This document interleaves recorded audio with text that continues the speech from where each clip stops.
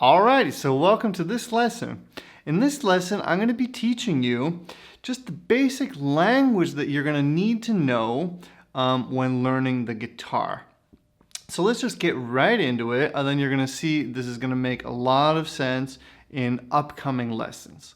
So the first thing that we need to know is that these here are the frets. So this is the first fret, the second fret, the third fret, and so on.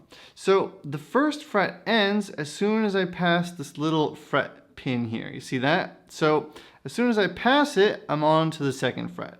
All right, so that's probably pretty logical for you, but just in case, I have to explain these things. So the first fret, second fret, third fret, and so on. Then you see we have the strings. Now, of course, that's very obvious, but what you have to know about the strings is that we count them in a certain way. So it's a little bit counterintuitive, as are a couple of things on the guitar. It's not as easy as the piano. It's not as beautifully laid out and just logical to understand. But without getting into that, so what you need to know is that we count the strings on the guitar from the bottom up. So that means this is going to be the first string, this is going to be the second string, third string, fourth string, fifth, sixth. Okay, so normally the kind of intuitive thing would be to count this one as the first one, and I have a lot of students that kind of struggle with that at the beginning. So you're going to have to kind of really force yourself to count from the bottom up, okay? And the reason that's important is that if I tell you put your finger on the third string, you're going to have to know that I'm talking about this string and not this string, because we were counting from here, it would be 1, 2, 3.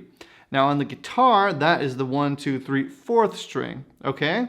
So that's just something that you're going to have to put to memory and just know that that is just how the language about the guitar works, okay?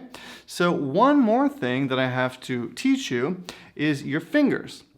So this is your first finger, number 1. This is your second finger, number 2, number 3, number 4.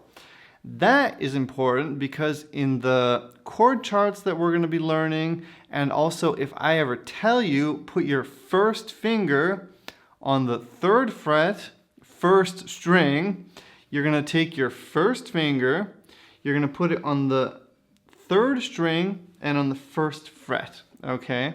So you're going to have to know that this is your first fret, that this is your third string, and that this is your first finger. Now I hope that's not confusing you. Maybe rewatch this one time if it's too much information at once.